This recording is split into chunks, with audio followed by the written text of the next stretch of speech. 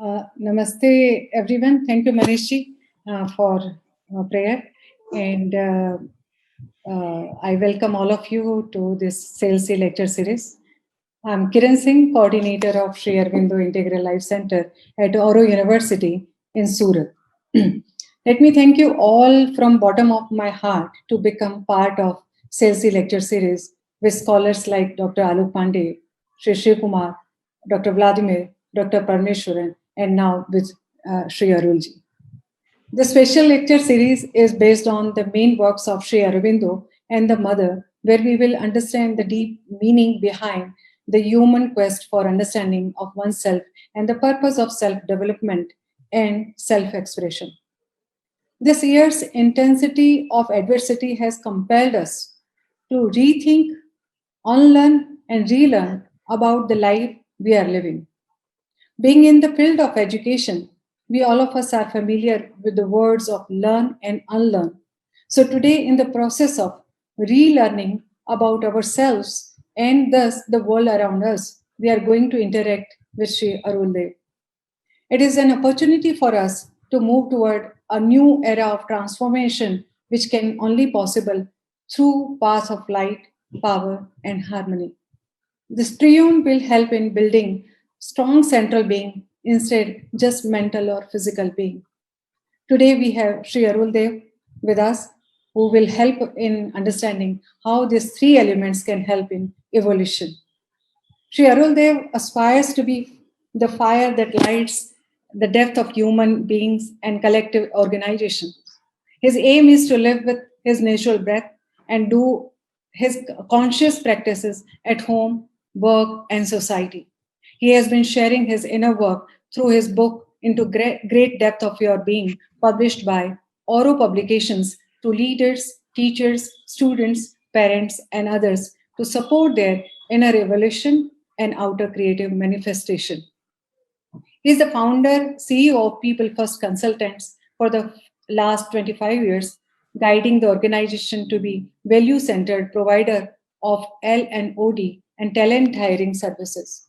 He is also a guest faculty at IIT Madras for self-awareness and higher goals in education courses since 2011.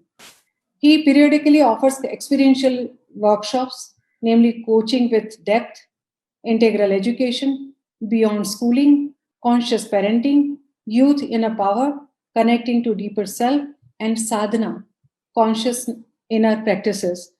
He is one of the key faculty for the certification course on coaching with depth, co-certified by IITM and People First. Our today's discussion with Arulji would be on choosing our path of inner and outer evolution, which is into three parts. Today, we will have talk with on path of light. On 12th of December, the lecture will be focusing on path of force, and the final lecture will be on 19th, that is path of harmony.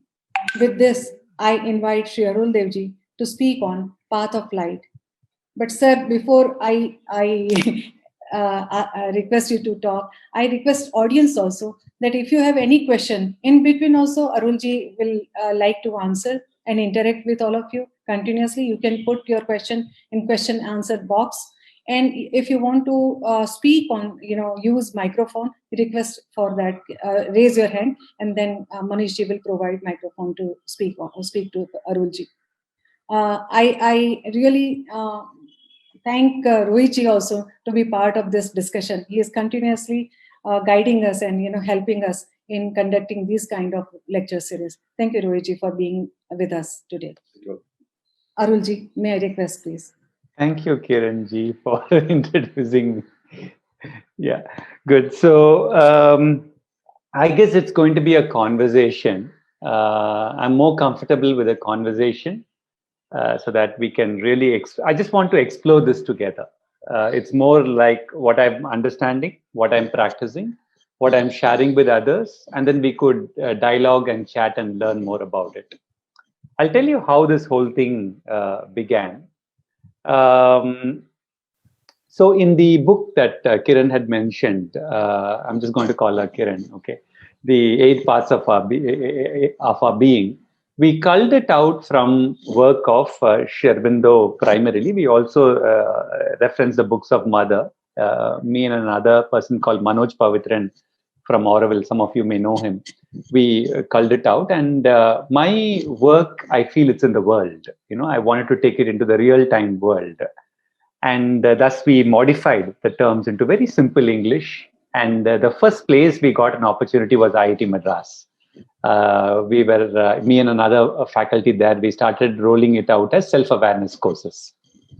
So they are parts of being, the different aspects of the mind, emotion, energy, senses, body, etc. But then always I was very fascinated by going something deeper, the terms of Swabhava, Swadharma, and all I was exploring.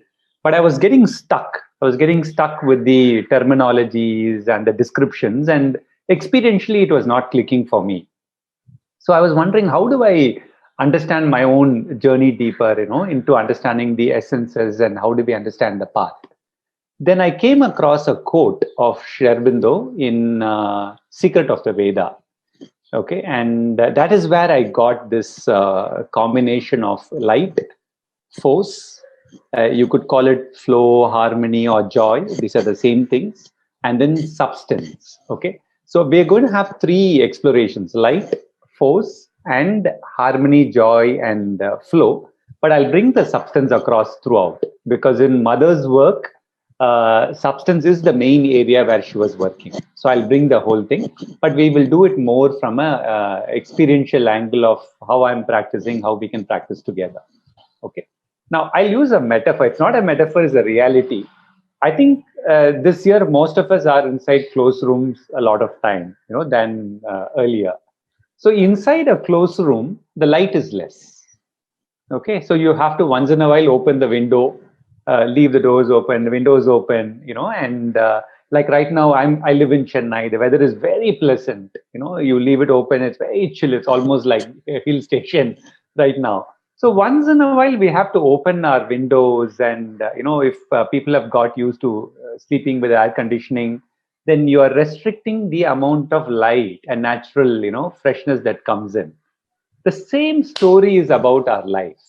A good majority of us are stuck inside our minds. We even when we are exploring any of these texts, integral yoga or many of that, we are exploring it from a stuck mind. We have read something, we have become knowledgeable, we know something or not, or we read something and it is very confusing. You can't understand what is being spoken about. So the whole thing is, when we are engaging with something, knowledge or somebody, etc., the primary faculty that is touching the knowledge, just underline the word touching the knowledge, is our mind, the divided mind, which has a lot of boundaries and closed doors. So what happens is, even though we are reading something and learning something, the light doesn't permeate itself fully within us. It gets split, distorted, and we keep rehashing what we know, etc., etc. So the path of light very simply means, how can I allow more sunlight to come into my mind? Very simple. Okay. So we may read anything. So for example, a classic text to talk about here is Savitri. Okay. So when I picked up Savitri many years back, I said, what is this? I can't understand anything of what is being written. And some good people told me that don't worry about what you don't understand. Read. This is exactly what I followed at that point of time.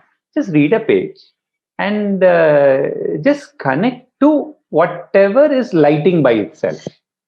By itself, whatever is lighting, connect to it. Then read another page in the next day. So I came back and I got a small book. There was another book which looked very good, so I kept it nicely. And then I picked this book which was very small, and I picked a pencil. I read one page, and I just ticked. I ticked whatever line kind of was touching me, or something was palpable or understanding. Whatever, I put a tick mark. On the first page, which had some 18 lines, maybe I'd have put only 2 tick marks. Then I closed the book and kept it off. I didn't bother about it. I didn't go to the dictionary. I didn't try to understand. By the way, very honestly, I did not even know the story of Satyavan and Savitri when I was reading it long time back. I was pretty naive.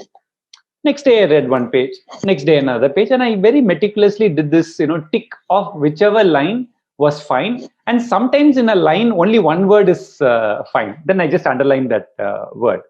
So I went like this for about 15, 20 days. And then I started from the beginning, read the page. Suddenly, few more lines are clear by itself. I did not do anything by itself, which means, and the person told me, look, when you're reading, don't get locked on the words, connect deeper. Connect deeper as if you are touching the consciousness of the person who's written it. In this case, it's Sri Aurobindo. You all know we are coming from the same community in that sense of it. So read it in such a manner that you're penetrating through the words with the attitude of, I want to touch the consciousness.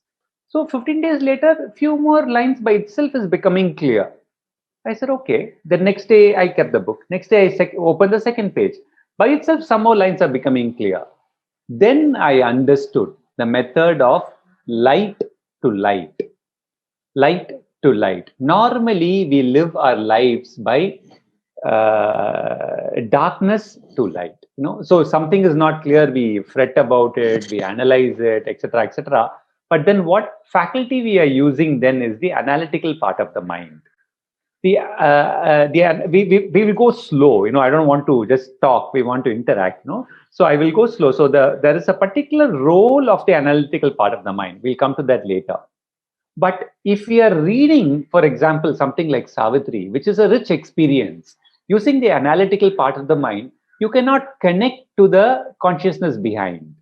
If we can't connect to the consciousness behind, the light from the text or the light behind the text cannot reach us, cannot mold us. So this is the first lesson I learned many years back, light to light, light to light. So after that, this is how I've been reading Sri Aurobindo or Mother or few other texts. I do have few other texts that I like in Tamil, for example, which is my mother tongue. And some many good things happen when I read very advanced text in Tamil.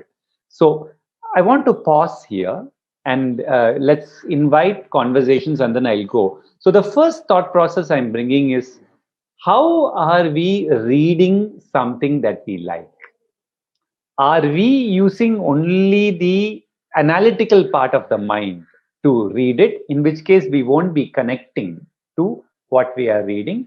What is coming through will be very poor. The light which is inside that book or which is in the person's words, that they may have a lot of light. What is light? Clarity. What is light? Intuition. What is light? Direct knowing, wisdom, automatic seeing, a solution fully formed, presenting itself to you. They may have it, but when we are reading in that confused manner or analytical matter, what reaches us is very, very, very less. How do we thus read something? I'm starting with a very basic point. How do we read something or listen to somebody so that we can go deeper than the words, so that we can go deeper than what is not known or the confusions? Confusions are stealers of light. We'll go into it later. Confusions are stealers of light. Okay. So instead of getting locked into it, which means your light will be stolen, instead of getting lost into it, how can I learn to connect and concentrate on those words or the text, etc., in a manner that light can mold me ongoingly? Is a path of light. Is the first introduction to this. So can I ask one or two of you to unmute yourself and share what you understand or any question that you have, so that we can travel together in this exploration? You could just unmute and speak. I think if you don't want to speak, then you can write the questions. Yeah, you can put it on chat also. Yes. Chat or question answer box, anywhere we can speak out. Meanwhile, Arul, I have a bit of asking the question, so let me start with the question. What I'm observing in this, your explanation is, I see three lights here. Right. So one, what author or what, the person is writing, Yep. right? So there is already light which we are not able to understand because of some, what you use the word confusion or not able to grasp. Another is light is already there in me, which is taking, which is trying to absorb that light, what writer is writing. Correct. And then after some experience or repetition, is it repetition is there or not? That is my question. Repetition is there, and I'll maybe rephrase it continued connection.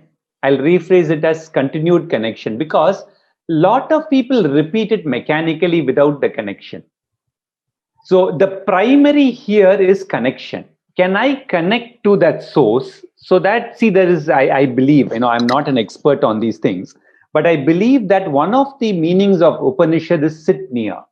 That's what I've read, sit near. They've already given the clue. Can you sit near that source of light ongoingly? Repetition means here, can I sit near and connect to that source so that it more and you are right so that it moves to the experience part. Another question with that. Let's say, for example, I'm a student of science and I'm reading poetry. So it's very difficult. I mean, if I don't have that poetic mindset or love towards poetry, then it is very difficult for a person to absorb that light, and it was very time taken in understanding that. So being a student, how much I can afford? I mean, these are the question any teacher can ask. That type of question I want to ask you. So let's say, for example, I'm using your methodology, and really I appreciate because this is the right way of learning, a right way of absorbing light or knowledge. What I understood. Please, pardon me if I don't. So then a student will take real good time to go through this process. What is your view? Yeah, so it is like this from what I understand. We have to allow, so for example, if I'm engaging with science, I need to engage with science in science's terms. Okay, now in that itself, there are two ways. For example, people like Nicholas Tesla or people like Srinivasa Ramanujam were extraordinarily intuitive. Like Ramanujam got solutions of mathematical formulas, which even people now are breaking their heads to prove it or try to understand. So he got it intuitively. Same is true with Nicholas Tesla. He had an extraordinary capacity of sensorially expanding himself. It was a problem in his childhood, later on, which became his greatest gift. He could receive the solution fully formed in his head, then he'll go to the lab and test it out. Whereas most of the other scientists, they will use the method of hypothesis, trial and error till something is perfected. That is a normal science method, or also right now it's become the method of PhD. Okay. So now what happens is that you first of all, even if you take science, you have to acknowledge both. Whereas a lot of science only acknowledges the trial and error, the linear approach, they forget the approach of a fully formed holistic method, which the geniuses have proved, that is what gives them the leaps and bounds knowledge ahead of times. Okay. Number one, that's the first point. If you take poetry, for example, poetry is a different world. It's a domain of imagery. It's a domain of imagery that opens up directly into the experience, and comes as words or images inside. Now that faculty is different. So if you take many of the geniuses, they could dabble with both. Now, as a student, early on, if I have not dabbled in different worlds, my growth is rather stunted. It also happened for me. For me, I was a very good student, which became a limitation in certain senses. The only art I knew was violin, and thank God my father put me into that. Later on, at the age of 30, I went and learned ballet, classical Russian ballet, because I just couldn't understand dance, and then I said, look, this is not good. And then I learned that, I learned art. Now, I picked it at a later age, but for me today, it has been enormously useful. So at an early on age, if I can soak into the world of science in its own terms, but in a full manner, if I can soak into the world of poetry full on, allow it to reach me. This is what I'm trying to say. Allow it to reach me, then the student can get molded far better. Easy or not is just a function of habit. Okay, but generally people write poetry. If left on that own, people write poetry. It's just that it is going to that state and allowing that poetry world to reach you is what I've understood. Right. Thank you so much. Yeah. Anybody else? I would request everyone. Yeah, there is one question I can see. Yes. Okay. Yeah, can we pick the question? Do you think upbringing affects the perception and grasping of information? Absolutely yes. Absolutely yes. See, the whole problem is upbringing conditions us. Okay, and see, by the way, in current generation, the upbringing is primarily by peers, the students themselves.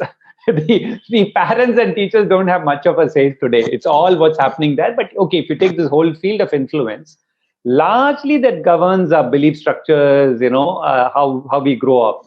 However, when the fire of aspiration is lit inside, that is when we start, undoing everything. Like for me, if you look at my upbringing, it was rather one-sided by my own stupidity. I was typically a bookworm, to be pretty honest with you, and I saw the world only in one direction. It was post-college, or rather in the fourth year of college, when the fire of aspiration started burning. That's when I explored the world. That's when I went beyond the boundaries. So absolutely yes, but if we have that limitation, we can come out of it. How? In today's exploration, by connecting to light. The more you connect to light, light will mold you. There's a light of the mind. I'll go deeper into it once I take a couple of questions. There's a light of the mind. There's a light of the cave of the heart. Like I'm also a big fan of this Tamil saint called Ramalinga Adigalar.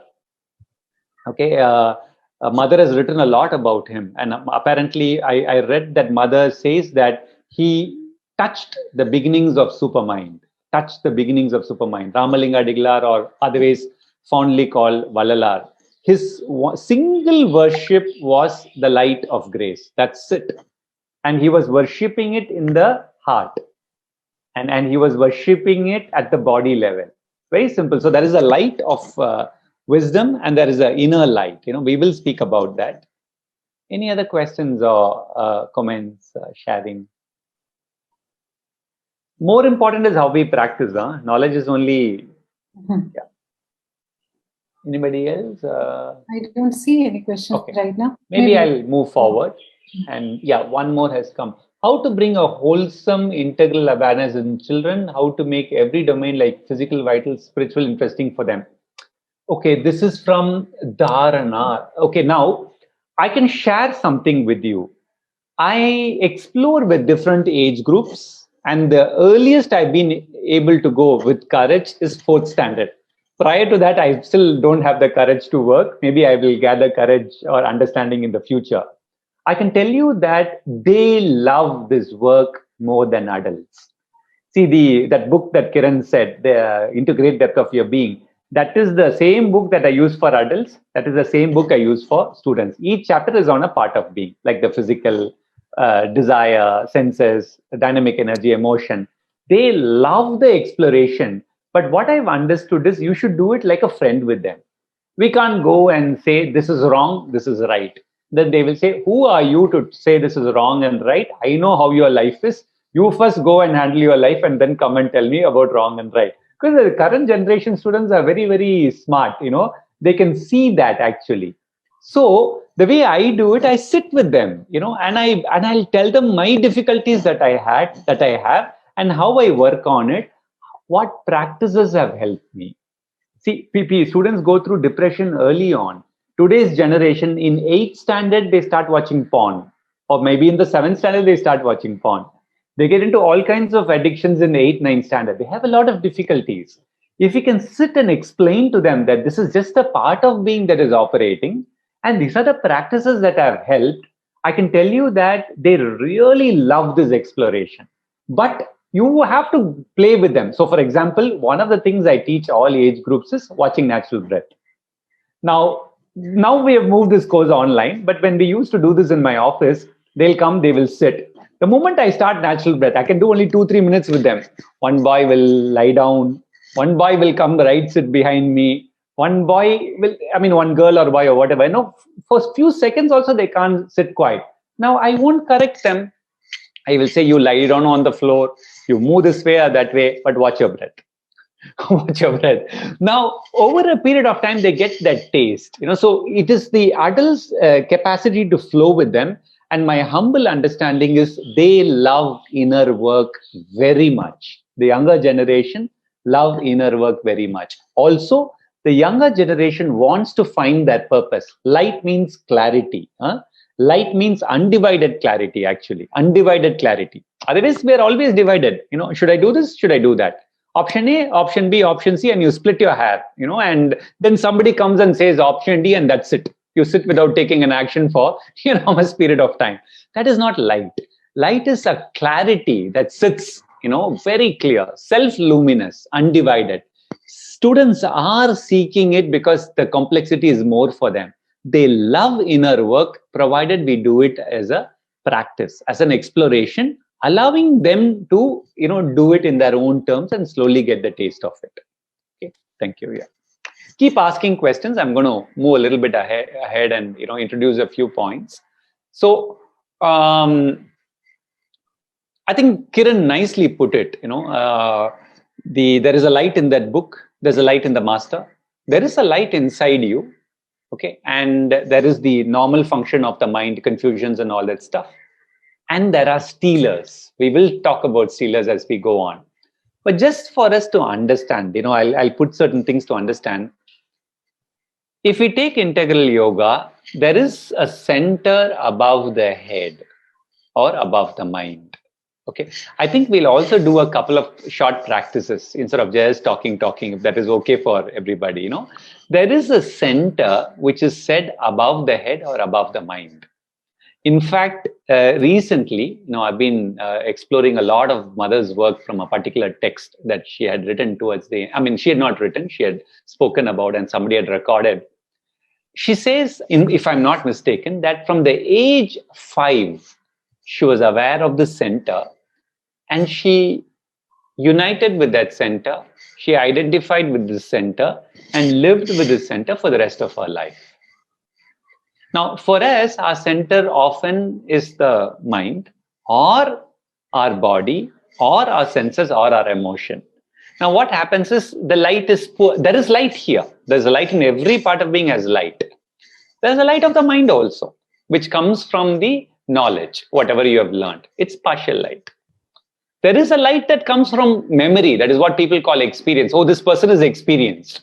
Oh, so supposedly they have more light. Like Kiran and all keeps calling me G because I'm, certain age, I guess, So, but that doesn't prove anything at all, We just have certain, this thing. So, experience or memory is still only partial light.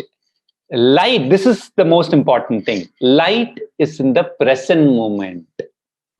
Even the most learned scholar or the greatest teacher, in that particular moment, they may be connected to the light or not. We have to very clearly remember this. Just because so-and-so has written so-and-so book, just because so-and-so has done this, is no guarantee that this moment they are connecting to the light. In that moment, they can be connecting to falsehood. In that moment, they may not be centered. This is the whole beauty of light. It is a living connection. It is like your mobile or your internet. This moment, if your connection is good, you will get a clear signal and you can talk like this. If this moment, your internet is poor, you will have a lot of distortions. Arul will say something, it will be heard differently there. Or you will say something, it will be differently here, which means the connection is not clear. Please understand, connection to light is a living, present, second connection, which means there is an undivided light above our mind. We could call it the light of divine. We could call it the universal. Use any terminology that you want. Terminologies are not important. Whether we can do sadhana to come to that point is important. So there is an undivided light above. We can learn to practice ourselves and open ourselves there. I will do a short practice now in a few minutes. So there is an undivided light here. There is a light of the mind, which is based on your knowledge, but it is still static. There is a light of knowledge and memory, but it is still static. Light is there everywhere. I'll give you a classic example. You take a small piece of food in your spoon. You're about to put it inside your mouth. It has not gone in. The body immediately gives a signal. Hey, something is wrong. There is a light in the body. The body is already sensing that this thing is not okay. So light is there everywhere. Light is one aspect of the divine. Light is one aspect of the divine. You can approach the divine by opening yourself to light. Mother was sharing to somebody, let there be no barrier between you and the sun. She actually spoke about the physical sun, and the physical sun is very important.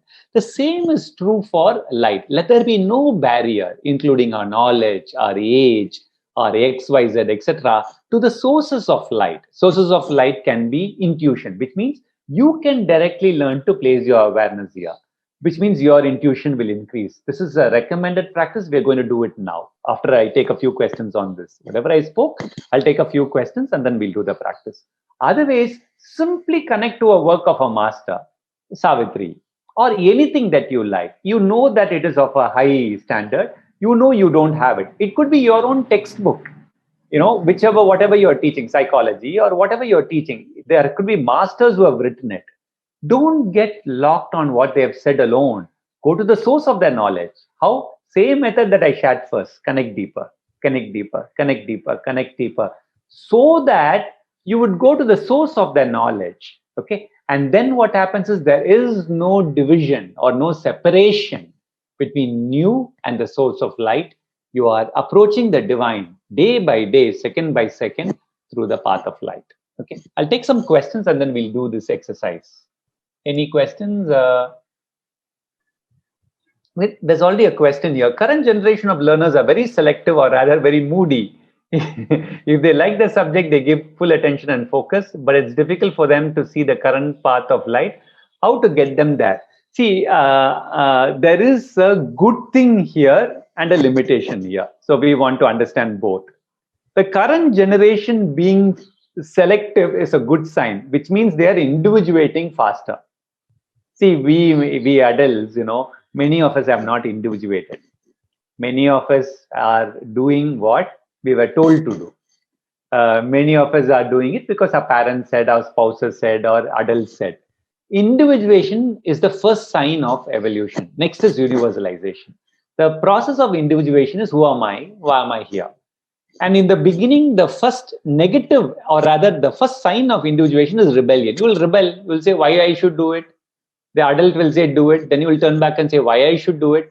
But that is healthy, it is a part of individuation. So how do you know? So we need to understand this process of resonance. Okay. How do you know what is your path? Mother and Sri Aurobindo have spoken a lot about it. It is by the aspect of resonance. Resonance is joyful, spontaneous connection with something. If you're talking to Kiran, if you're talking to Rohit, if you're talking to Manish, these are the three people I see here, and there is something that you are connecting to them, ask a deeper question. What exactly you resonate to Kiran or Rohit or Manish or anybody in that matter? What you resonate naturally and spontaneously is a reflection of who you are. The same is through jealousy. You can use jealousy in a very positive way. When you are jealous of somebody, ask a deeper question. What exactly you are jealous about? It will have an aspiration element behind it. Okay. So the younger students really are selective because they also soon get to know what they like naturally and intrinsically and what they do not. This is good part. But we need to tell them. This is what I tell them. Please, whatever you like, you spend 70% of time. This is what I tell them. What you don't like, give it 30%. but study it so fast, so quick that you get good marks. Good marks is important, or whatever you need to learn, or to some extent is important. But I actually recommend them to spend more time on what they love. In fact, this current lockdown period has helped a lot of students. I think some students will come for your class. They will put their video off because there is bandwidth problem. Really, there will be no bandwidth problem, but they will have bandwidth problem. Also, their video camera will not be working most of the time. It will be working, okay, because they will be doing something on the side. Most of the time, this is what is happening. The teachers are all, this is a big problem for teachers. But I know many students, what they are doing is they tell me, because I'm very friendly with them. They call me uncle. Uncle, this is a 9th standard girl. Uncle, class is going on. One side I'll put it. The other side I'm doing my dance practice because she loves dance. So this is the younger generation. I don't think we should see it as a problem. We should help them to individuate. At the same time, certain basic things are needed. You need to study all subjects. You need to excel in many things. So when both are provided, they will pick it up, is my personal opinion. But we have to honor their individuality. We have to allow them to individuate. If you don't see through their individuality, I'm being honest, they don't respect us fully because they feel we have not understood them, which is the truth also. Any other questions on what I shared about undivided light above, divided light in the mind, divided light of memory and experience? Any questions on that before we take a practice? So, Arul, in this, in continuation of Dr. Mishra's question, yes, that when you are talking about individuation, it may lead to subjectivism, and yes. And subjectivism gives you partial truth. Maybe it is not full complete truth. So this is. So these are the fears teacher goes through. Yes. Now you're going to catch my throat for what I'm going to say, but I'm going to say it nevertheless. Please. See, in fact, Sri Aurobindo has written about this beautifully in The Human Cycle, which I've not read fully. I'm not claiming I've read, but he's written this very beautifully. Age of Subjectivity, Age of Objectivity. He's written it beautifully. See, when you go deeper, it is a subjective realm, but it is a very concrete realm. And in fact, I picked this word from mothers. Okay, experience is a concrete fact.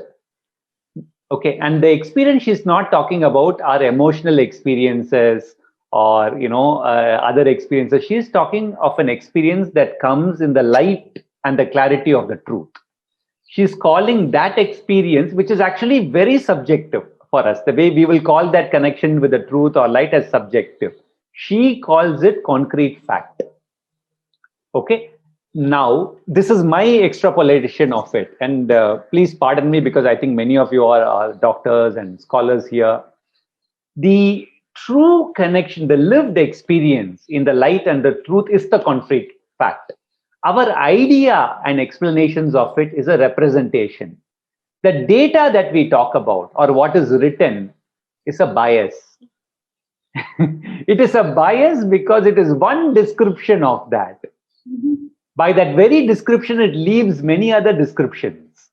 Okay, so it is still a true representation, but it is not the experience. It is not the experience because if you have the experience, it is living, it is molding. See, an experience molds you. Like if you were to read physics, or if you were to read psychology, or if you were to read any books on integral yoga, if you are in touch with the experience, it will mold you. If you are in touch with the light, it will mold you. If you are not in touch with the experience, you will only gather knowledge. You will know the terms. That's all that we will have. So now experience is not necessarily subjective. It is very concrete at an inner level. Our articulation of it, though they say that, so in the articulation of it, we will struggle. We will not be able to articulate it very well. In the writing of it or the descriptions of it, it is still one way of describing something which is very multifaceted. So the subjective, I think we should explore human cycle more. The subjective is a sign of evolution. Now, where it gets confusing is when it gets mixed with desire. The inmost exploration, when it gets mixed with hallucinations and desires, the thing is, anybody who starts getting evolved, the path becomes difficult as you go on, because when you start getting evolved, there's an expectation from the external world. So sometimes when you are not having that connection with the truth, you have to portray as if you know. Sometimes you may not know. Now blunders start happening because of our desires, because of our egos. That is the problem of subjectivity. But the inner experience, so anybody who has that inner experience, it is a very concrete fact that this moment I'm centered. Okay, that is very concrete. But the subjective part of hallucinations, of desires and expectations, that distorts the whole picture and leads to a lot of muddling and falsehood, which is why I get very, very worried if somebody calls me G, because I know how messy I am inside. And then I know that, please see me fully, please see my limitations also.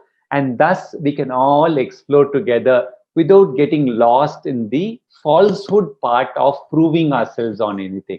Then we are connected to the light. If you carefully read Mother's work, such a humble person, such a humble person. She's a master, but such a humble person, because she says that unto you, Lord.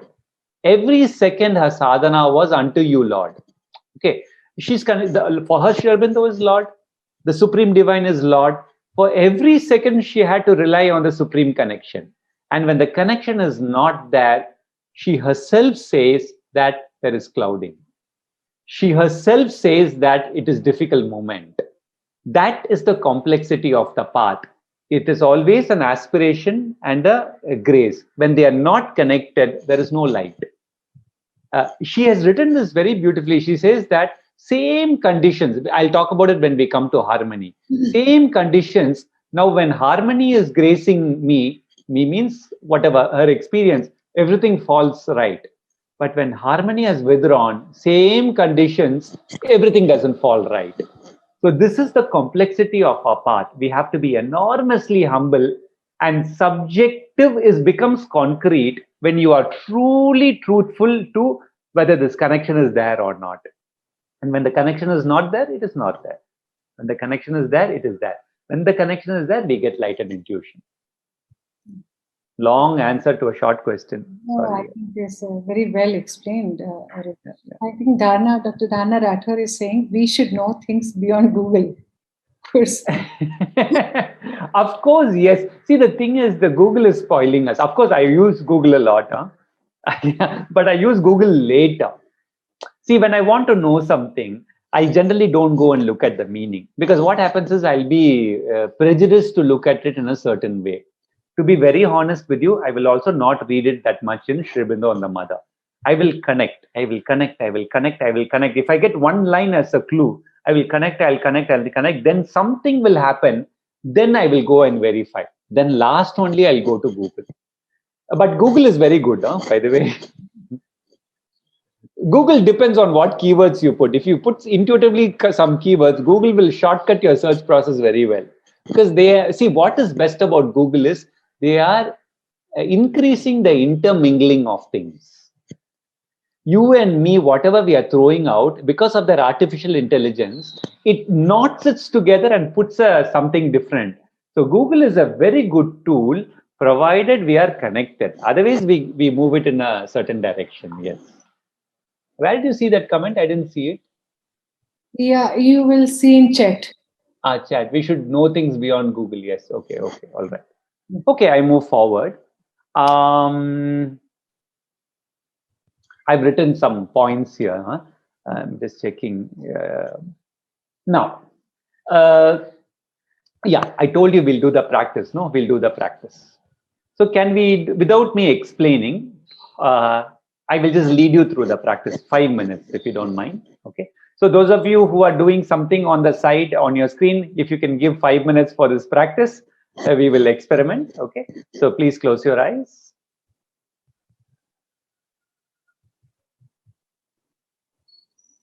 And just become aware of your natural breath for a moment.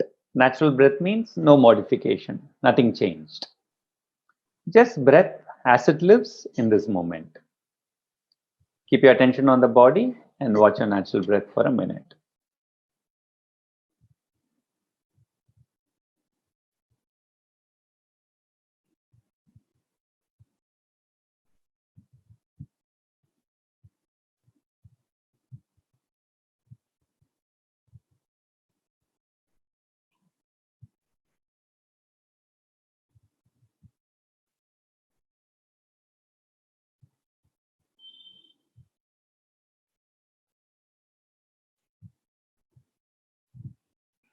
And if your mind has got distracted, just come back to the natural breath.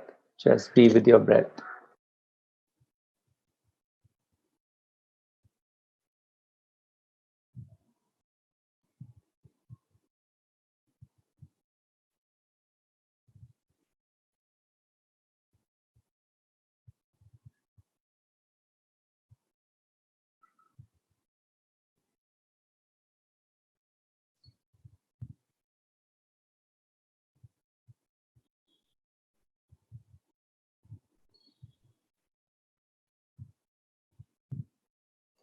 Now, bring your awareness to a space just about a few inches above your head.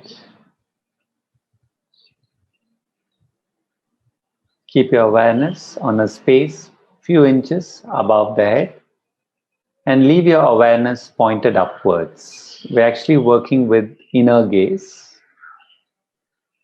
Few inches above your head and leave it open upwards.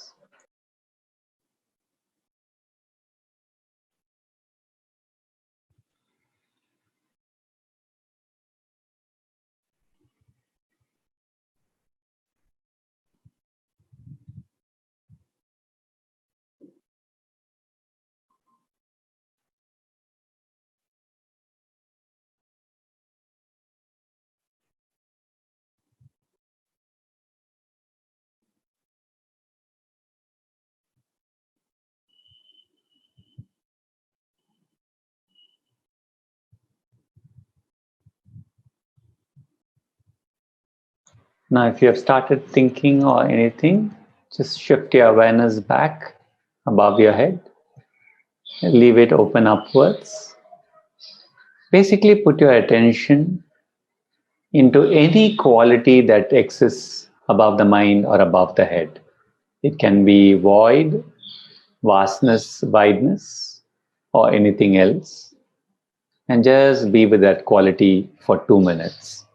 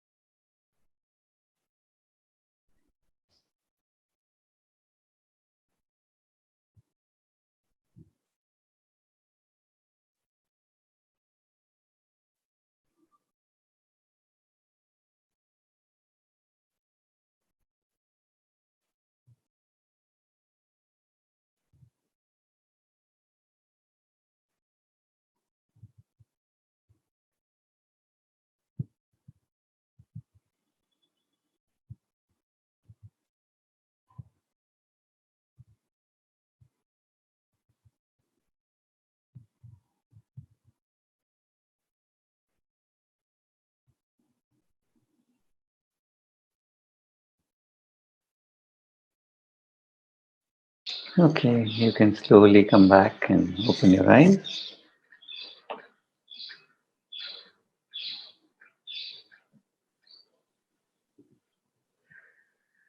We'll take a couple of questions on this before I move forward. Is there any question on this practice, or if you want to share something, please feel free to unmute or put it on chat.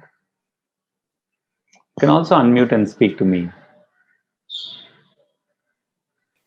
See, this is a very simple practice, and see, you can do this practice with eyes open. You can do this practice while you're working. You can do this practice while you're in the restroom. Restroom is a beautiful place to do sadhana, according to me. People cannot say there's no time. You go to the restroom, no, do the sadhana there. Or when you take a walk. Actually, this is super when you do it in nature. Just keep your attention really far up and just leave it open. Connect to the vastness, connect to the wideness. As you connect to this, slowly that quality will come into you. We are actually practicing a very simple thing we all would have read, and perhaps you are also teaching the process of osmosis. Simply, this is the process of osmosis. You want something here, I have to touch it. If you don't touch it, how will it come?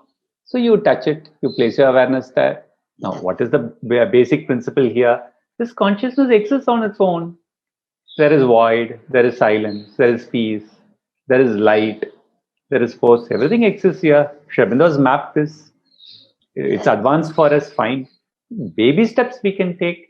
When we keep our awareness here, the mind will start talking. It's okay, mind is talking, okay, shift the awareness here. Awareness is the most potent tool. Keep it here more and more and more, few seconds, few minutes. Slowly the mind becomes calmer. Intuition starts coming in more and more and more. Peace starts coming in more and more and more. Yeah, I got the feeling that my body is floating. Okay, so here, Ms. Mishra, the method that I use is I keep full awareness on the body, and I do because I want the body also to experience the transformation. This is the learning I have from Mother. So, in fact, recently I went. I mean, the beginning of this year when I was gone to Pondicherry for something. There was somebody referred me to a man who was doing a lot of work with the sound bowls. He was doing a lot of experiments with the sound bowls, and I was lucky enough to meet him. And I just went for a session. I was just lying down, and he was just playing the sound bowls. Must be a very sincere sadhak, because the being was very different. Anybody can play sound bowls. Anybody can go and hit, but what happens to the other person is a function of the being of the person who's hitting the sound bowl. I had something very interesting. I could actually see that the body participates in this, So there's a lot of quietness, silence, and the body itself is the only time I have experienced that the body seeks. Mother has written so much about this, that the cells in the body seek light, cells in the body seek peace. This is the first time I had a tiny experience that our body also wants this space, silence, peace, and light, which is the work Mother was doing. So the way I have incorporated this in my sadhana is, if I keep my awareness here, I also keep my full awareness on the body, the density of the body. Our body's density and substance.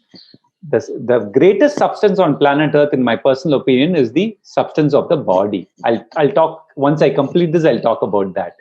So I keep my awareness there also, and do, because let the body also enjoy this gift, this thing. Yeah. Thank you so much. Yeah. Anybody else? Any other questions or sharing?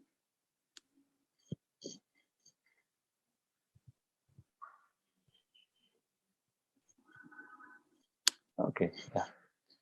Now, let's just go a little bit more into this light, and practice, and then we will talk about the cave of the heart. So to very simply summarize, where whatever I've done so far, light exists on its own. Can we bow down to it? Can we bow down to light? Path of light means, can I bow down to light? Okay. What is this light? The light that illumines. Okay. There is an undivided light here, which I want to connect. There's an undivided light in the cave of my heart. I want to connect to it. Okay. There is a divided light of the mind. There is a divided light of memory. There's a divided light of past. These are all divided lights. Okay. So I will still use it because you need it for the normal terminology. But even if I use the divided light or partial knowledge, I will always keep my doors open and the windows open so that as a way of living, see, this just comes by practice. Open, open. Okay, too noisy in the mind, keep your attention above. Actually, that is why some of you, if you had experimented, if you go up on top of a mountain or a hill, it'll be easy to do meditation there. It'll be very easy to meditate. I have done this experiment a couple of times, Once I was working with a group of women, I was leading a women's retreat. We were in a Kodaikanal. There, very easy to meditate. You just have to put your attention above. Suddenly, there's silence. Zoom. And it's very easy to do this in the night also because the cricket sounds are there, no? All you have to do is just listen to the cricket sounds, extend your senses vast, hear the cricket sounds vast, and just be like that, be like that. Suddenly you'll start thinking, oh, this Ram said this Gauri said this. Yeah, forget Ram, forget Gauri. Go to the cricket sounds, listen to the sound of the night. Slowly that silence will come in. Slowly this peace will come in. This way of opening our windows to the light above, that self-existent, is a worshipping of light. Okay. I'm summarizing what I've done so far before I open new things. The other is any book of a higher consciousness has light. Okay. Don't approach the book from the mind. Connect to the book. See, there are some books I'm reading for years. There are two texts in Tamil I like. One is called Tirumular Tirumandram. Any of you who know Tamil, okay? I don't understand anything from that book, to be honest, because my Tamil is good, but this is very high. For the last 6 years, I read a little. I'm maintaining my connection so that slowly that light can mold me. This is the direct path. It's not an indirect path. It's a direct path. It's a direct path. Okay. So this is what I've covered so far. Now, I'll talk about the substance and then I'll go to the cave of the heart. Light also has a substance. And first, I want to give an example. Peace has a substance also.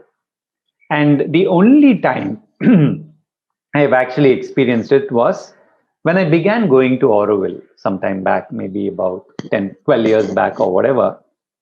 There was this person called Astar Patel. Many of you may know Astar Patel. She organizes every year a gathering and some people come and talk and all that. So I went for it. It was a Saturday morning. I went for it. Since it was in the beginning, I didn't know anybody in Auroville. I was just sitting. I got some book and I was just reading it. Talk was at 9. I reached there at about 8:45. At about 8:50, Astar Patel had already come and she said, guys, let's just wait for some time and all that stuff.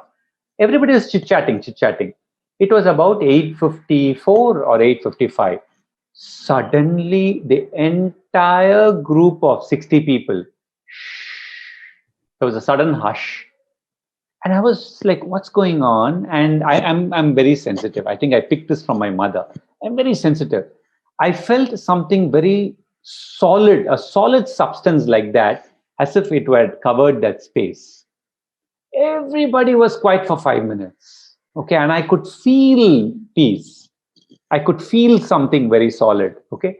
And I was like, okay, I was like a curious boy, like, okay, everybody is sitting. Okay. So for me now, that time it was okay. Auroville, there are, Auroville people are there. So I was looking.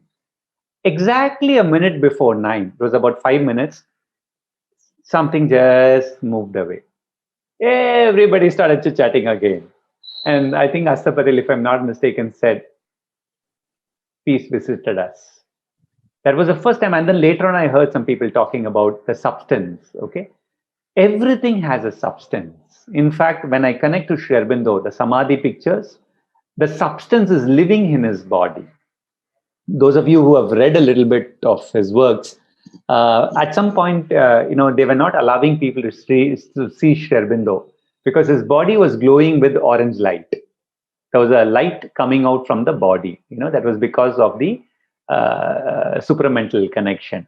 The same was what the Tamil saint Valalar was going through. He had to cover himself fully with a white cloth because parts of his body was radiating light.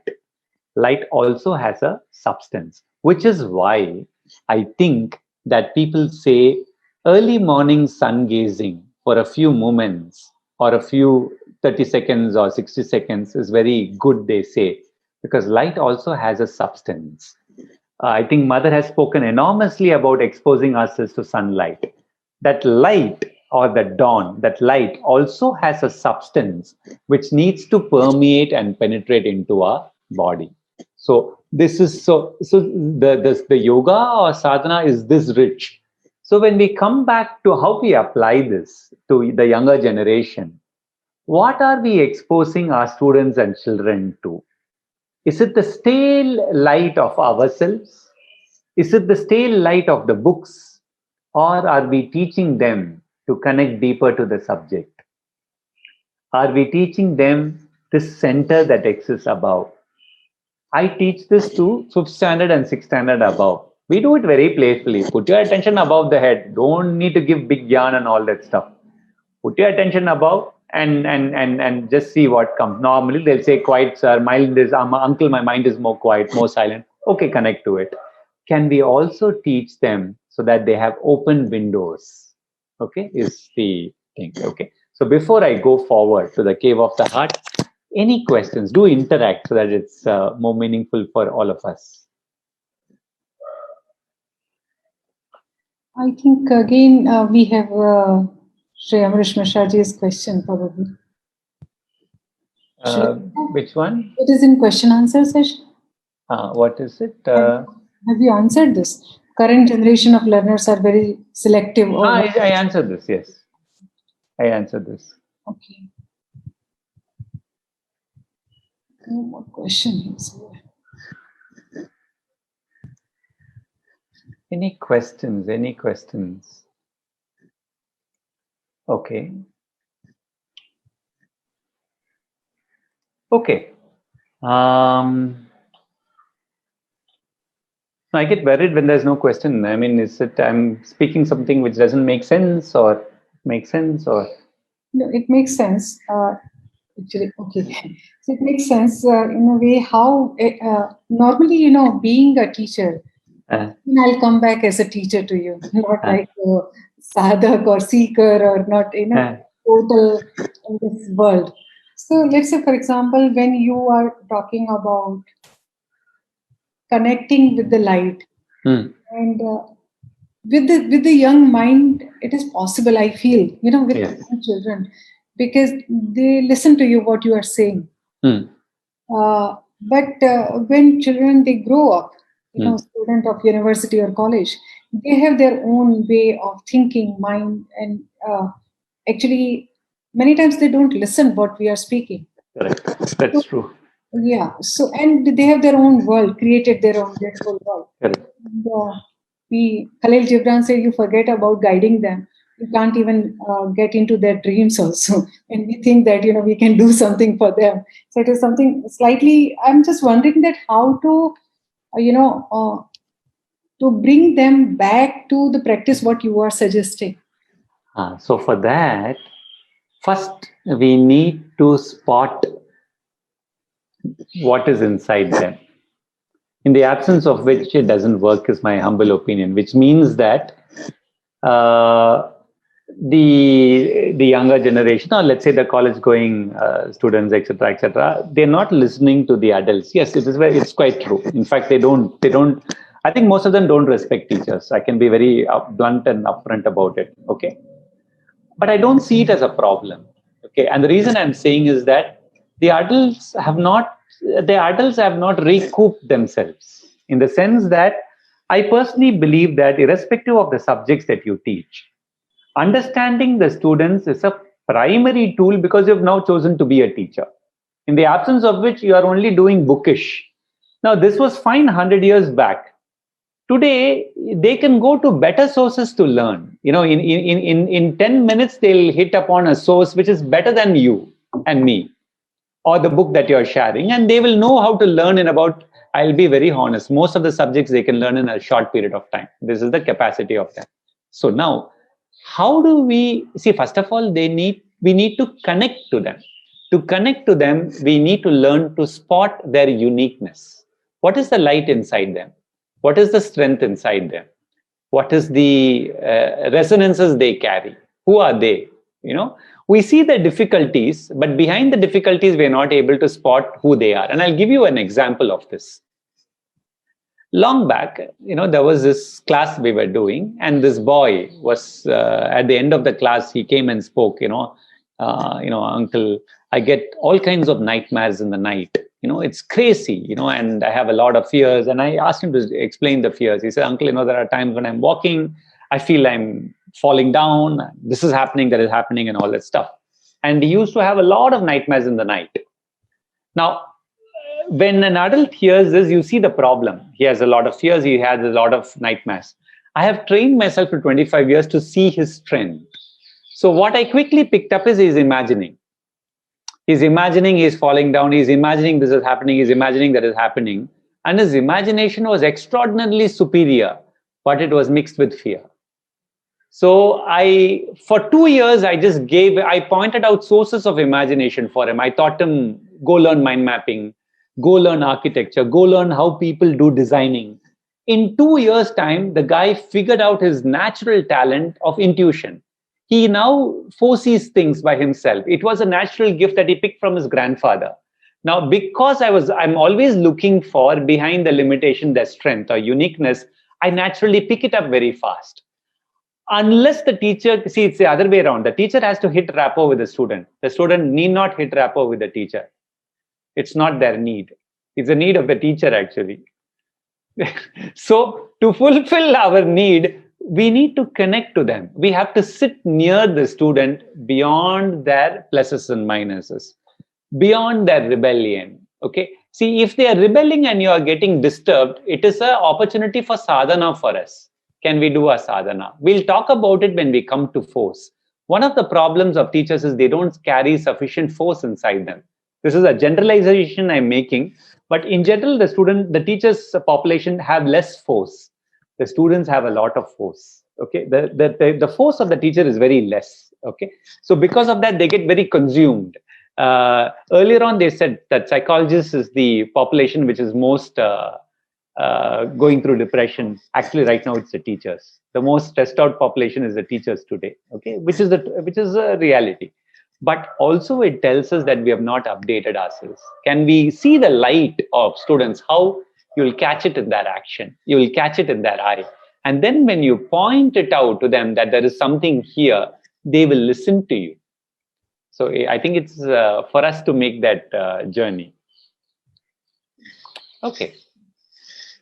Now, maybe we will explore that cave of the heart, and then we will do another practice also. And then slowly it will be time to wind up, Mother brought this importance of the cave of the heart. Okay, what is the cave of the heart? We have the emotional heart, which is about emotions and human relations and mixes and all that stuff. Okay, there's a lot of mix that we carry. We take the emotions of others, the pains of others, the sorrows of others. I'm of a personal opinion that it is not right to do that, because we create karmic bindings and bondings, and that harms both our evolution. So we should learn to be free. We should learn to have care, and we should learn to be free. But the cave of the heart is deeper than that. It's what they say. See, the Nalinita Kanta Gupta had written about this very beautifully. He says the best, I think he wrote like this, and I may be mistaken. The best flesh in the world is the human flesh. It's like, what? Best flesh in the world is the human flesh. Something like that he'd written. And he says that's because the divine lives inside the body or the flesh of the human. From what I've read, it's not a direct experience yet. From what I've read, it's only the human that the divine lives inside. So thus our body and flesh become so important. Okay? Because it's in the body that the divine is residing. This is the same thing that Vallalar was exploring. He was exploring the divine light in the body. Same intuition he had, like Mother was saying, or Sri Aurobindo was saying. Ageless body, deathless body. He got this intuition towards the end of his life. The last few years, I think, the last 2 years of his life, he was getting this intuition. And this whole thing, exploration, was about that. So Mother brought this importance of the cave of the heart. It was also there in our tradition. So the whole exploration is, can you go deeper inside the heart and listen to resonance? Listen to resonance. Listen to resonance. Which means that when you resonate to something, that inner guide inside you will have a brief second of spontaneous joy. Spontaneous joy. Spontaneous joy. Then fear can come. Then doubts can come. Those are the stealers. I told you, they are the stealers. They'll come and steal away the clarity. So there are times when I was very confused. So I'll hold this question, and I'll keep this connection either here or here and wait for the clarity to pop up. So there is a practice that we can do. We will do that right now by placing attention, in the interiority of our heart, and wait there. By doing that over a period of time, what naturally happens is this depth of the heart wakes up. The depth of the heart wakes up in awareness and consciousness, and then that also can be with us in our journey.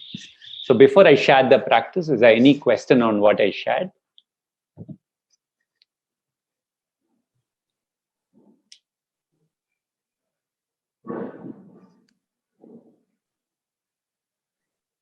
There is a question. No question. No, Okay. no question. All right. Okay. Good. One Yes, Kiran. I'm very happy somebody is talking to me. No, Yes. actually, I'm assuming also, maybe I'm speaking of so many minds, Yes. So probably. There are two things what I'm seeing when we are talking about cave of the heart, and you talk about listen to your resonance. I think while doing the practice with you, I understood what the resonance means. I got it. What it. I won't explain here right now, but I got the idea about resonance. Before that, I did not. When I was not able to understand what resonance means, I mean, not living on resonance. That time I was living in the material, superficial world.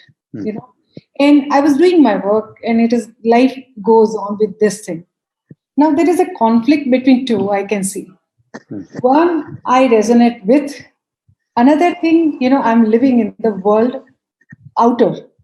It's the inner space is asking something else, but I'm living. So now how to resolve this conflict and how to be in the inner space more often.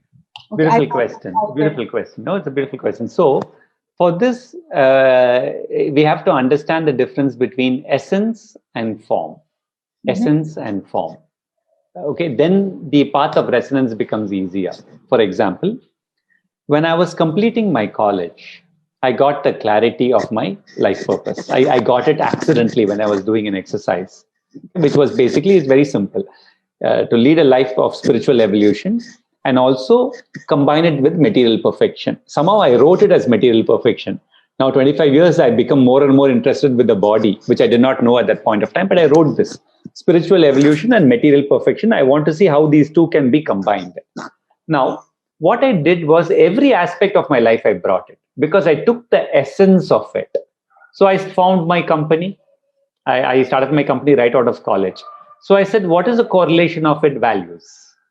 Not moral values, but values that are in tune, with honoring the individual, being aligned inside, connecting, but also doing work very, efficiently and excellent and all that stuff. So the essence has to be brought also in the material areas. If we don't bring the resonant essence, so whatever you resonate, so you resonate to beauty, you resonate to silence. Okay, let us say you resonate to silence. We'll take that example. Now, let us say we are living in a family which is very noisy. Always there is fight and talk. Or let us say we are working in a place where there are conflicts. It is in that place that you have to bring your resonant essence. This is the sadhana. This is why it is called sadhana. Now, if I don't bring the resonance in the fields where I am in, it is just theoretical, or it will be like I meditate very well, but after my meditation, I'll come and shout at you. But during my meditation, I'm very peaceful here. I'm very quiet. Oh, I see the divine also in my meditation. Fantastic, great, super. And I did this chanting 108 times. Perfect it was.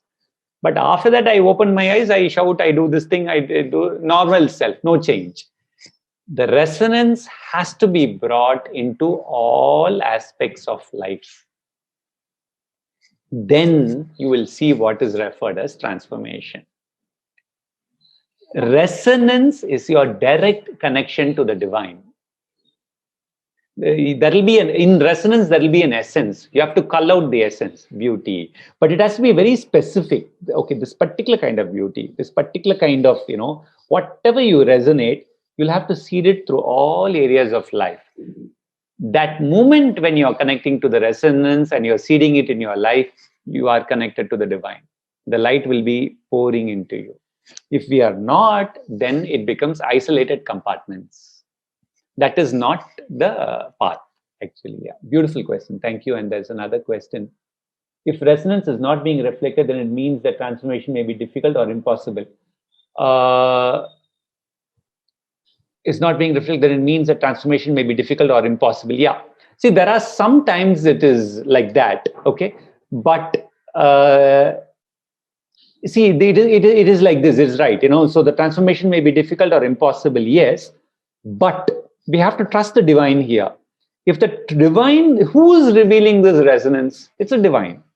If the divine has revealed the resonance and still your life situations have not changed. So for example, we want to bring holistic education. Most difficult thing. And you start, let us say, for example, you have Oro University. Just because you have Oro University is going to be easy, perhaps it's even more difficult. To be very honest with you, I work with schools and colleges. Sometimes they will just be doing some very simple stuff. They will do it in an easy manner. Sometimes when you have these very setups, Oro University and all that, sometimes it becomes more difficult. So now let us say there is a resonance and there's a difficulty. Well, if you are still being put in that playground, like for example, I run a recruitment firm. I'm talking all this, okay? I run a recruitment firm for 25 years. That is where I get my bread and butter. My bread and butter comes from a recruitment firm. Those of you who understand recruitment, it is a very different field.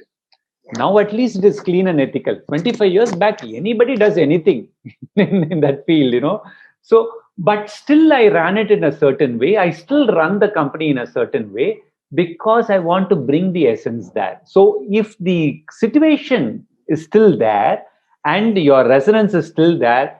Now, that is where the divine has put us.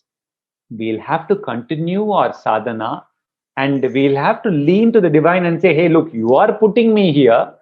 You are giving the resonance. Now you better help me. Okay. Now that fight we can have with the divine, which is good. We should fight with the divine. Sitting very close to the light of the divine and say, look, tell me what we should do. Tell me what we should do. Okay. Because all schools and colleges needs transformation, but it is very difficult because you have big ships. The ships are big, and it's difficult to this thing. But yet, if we are there, and there is resonance, it is our game to play. Yeah. A beautiful question. Yeah. Thank you. Yeah. Okay. So maybe we'll do the last. So if we live in compartments, essence is there, but it is not being resonated. Is it okay? But not, is it okay, but not perfect? Yeah, it is okay. I mean, if there are compartments, it's okay, but it's not perfect because essence has to flow through. Essence has to flow through. And if there are compartments where it is not flowing through to that extent, it will cause a certain inner disturbance. But it is so in life sometimes. It is so in life, and if there is nothing that can be done about it, then we respect that also and do it as best as we can. Fully agree. Yeah. Okay. Last practice for the day. You can close. Yes, Kiran, yes. What I'm thinking, see, resonance, when I discussed with you, I got the real good idea about, because I was aware about the word, but I didn't know how to. So if you don't mind, if you can explain about resonance little, if students are listening. So okay, I'll speak about resonance, and this practice I can take it to the next session. I'll do along the cave of that, I'll do it next session. It is convenient, otherwise we can. Very, very convenient, very convenient. Okay. So How do you detect resonance for the students and faculties on this call? When you like something, okay, now you have to differentiate desire and resonance. This is what is most important. Say a movie has released, you feel like watching the movie, desire, because there is a certain excitement and there is a certain thing of you have to do it. There's a certain hooking which comes from outside. There is an extrinsic, something that is catching you from outside. Resonance is a deeper language. Okay. So, for example, I loved my grandfather to a point that where he used to go to the bathroom, he'll say, "Go back, leave me alone." To that extent, I'll be going behind him. I loved him. Now, later, when I reflected, what is my resonance? He was a very spiritual man. In my view, he was connected to the divine. He was experiencing the divine all the time. I didn't know all this at that time, but it is not I was resonating to him, his nature, his personality, and all that stuff. It was this aspect I was resonating. So when you like something, detect if it is desire or resonance. Desire, there is a certain excitement, there's a certain pull factor. Resonance is just a calm inner joy, and if you don't listen, it'll just keep quiet. So the moment there is resonance, pay attention and figure out what is it that you resonate. What is it that you resonate? So, for example, I'll give you a most interesting example. You can find resonance from anything. When I was young, I liked the comic Phantom. Now, many of you students won't know it because it is my time comic. Phantom. Phantom is a man who is called the ghost who walks. He saves people. He suddenly comes, he suddenly disappears. Nobody can see him. Okay, and the legend goes that he doesn't die. That's because phantoms are replaced by phantoms. And what I resonated was not the power and all that. I resonated to that invisibility of the phantom. Invisibility. Okay. And for me also, that staying in the background, invisible, is very important for me because it's also a quality. So resonance can be to a purpose or resonance can be to a nature. So with my grandfather, it was the nature of spirituality. With Phantom, it was the quality of invisible. Okay, it's really resonating to me. Then it is revealing something about your being nature. The more I go closer to it, you'll feel at home. Your strengths will come forward. When you're artificial, you can only be competent. You can only be skillful. Your inner well will not open up. So you recognize resonance by differentiating it from desire, but going deeper and figuring out what exactly the resonance is. But it is very important to differentiate between form and essence. I'll give you another example. I was doing this work for 6th standard kids, okay? Resonance, 6th standard kids. This too in a large group of 40, 50, which means 50% will not be interested. And they'll be chit-chatting, talking, you have to control the crowd and all that. So we were doing this. And then I asked, can I have a volunteer? So I asked, the question was about finding a life purpose. So I said, somebody say what you like. So one boy put up his hand and he said, Uncle, I like football, I like mathematics. Okay, good. You like football, you like mathematics. What exactly you like in football? Football is a form. Okay. Now, generally, what parents will do, oh, you like football? I'll send you for football coaching, which is good, but you would have not got the core resonance. So he said, Uncle, I like scoring in football. Scoring in football. Then I asked him, what exactly you like in mathematics? I like to solve complex problems. I like to score, I like to solve complex problems. Then I asked this class, what is the common meeting point between his essences? Then one boy who was sitting here, uncle, I got it. He wants to make things very simple. He wants to take something very complex, solve it, which is scoring, solve it and make it simple. I just turned and looked at this boy. This boy, eyes was lit, eyes lit in that second, which means spot on. I said, does it resonate? Yes. So the capacity of resonance is going from the form to the essence. I'll give another example. Somebody likes dance. Dance is the form. You have to ask, what is it they resonate? Sometimes it can be beauty. Sometimes it can be movement. Sometimes it can be creative expression. When you get that essence of what you resonate, you can take that essence and put it into any area of life. For example, let this guy be doing analytics job, core analytics job, very hardcore numbers. There also he can bring beauty by making the presentations beautiful. When you get the essence of a resonance, almost in any area of your life, you can bring it. But if you don't get the essence, if you get the form, you can't bring it into many areas of life. Thank you, Kiran, for the question. Thank you, everybody, for the patience.